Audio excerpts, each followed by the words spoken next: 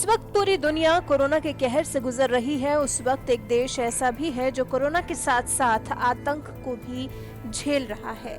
अफगानिस्तान, जहां भी हाल ही में गुरुद्वारे पर कुछ तालिबानी आतंकियों ने हमला कर दिया था और करीब 27 लोगों की जान चली गई थी। अफगानिस्तान आतंकियों के कहर से दहल उठा है। अफगानिस्तानियों को सूझ नहीं रहा आखिर जाएं तो जाएं कहां और कैसे खुद को और अपने परिवार को इन आतंकियों से बचाएं। लेकिन ऐसे लोगों के बीच में एक अफगानिस्तान का राजा भी है जो चाहे तो आराम से अफगानिस्तान छोड़कर किसी भी देश में शरण ले सकता है, लेकिन लेना नहीं चाहता, क्योंकि यहाँ अफगानिस्तान में उसके पुरखे रहे हैं। उसके बुजुर्गों ने इस मिट्टी में जन्म लिया और यहीं इसी देश की मिट्टी में वो मिल गए। और साथ ही है इस राजा के परिवार का एक मंदिर जिसकी ये राजा सेवा करता है।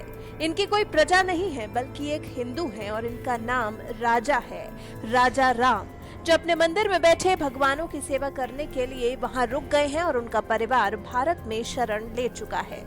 गुरुद्वारे पर हुए हमले के बाद अफगानिस्तान से करीब 250 से ज्यादा हिंदू और सिख परिवारों ने अफगानिस्तान को अलविदा कह दिया। राजा राम का परिवार भी वहां से निकल आया, लेकिन राजा राम वहीं रुक गए अपने पुश्तैनी मंदिर की रक्षा करने। राजा राम गजनी में पैदा हुए, धर्म से हिंदू हैं और अफगानिस्तान में पिछले 10 सालों में बढ़े आईएस के आतंक से त्रस्त भी अपनी पत्नी और 4 बच्चों को भारत भेज चुके हैं।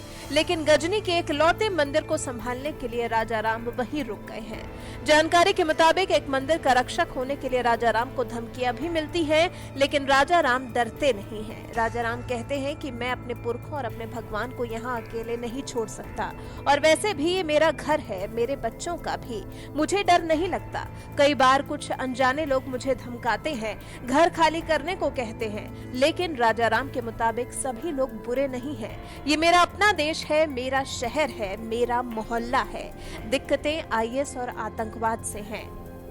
राजा राम खुद ही अपना और अपने भगवान का खाना बनाते हैं, भगवान को भोग लगाते हैं और उसके बाद खाना खाते हैं। राजा राम से जब बात की गई तो उन्होंने किसी धर्म की बुराई नहीं की। उन्होंने कहा कि बस वो ये चाहते हैं कि जल्द ही सब ठीक हो और उनका परिवार उनके साथ हो।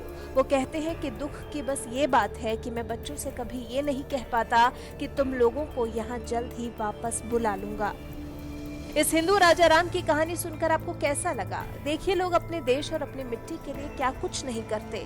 राजा राम को अपनी मिट्टी से, अपने पुरखों से, अपने भगवान से इतना मोह है कि उन्होंने अपनी जान तक की परवाह नहीं की। ऐसी शख्सियत राजा राम की, जिनका सिर्फ नाम ही राजा राम नहीं है बल्कि अपने कर्मों से भी वो राजा राम जैसे ही प्रतीत हो रहे हैं। इस कहानी पर अपने मन में आ रहे विचारों को हमारे साथ जरूर साझा करें।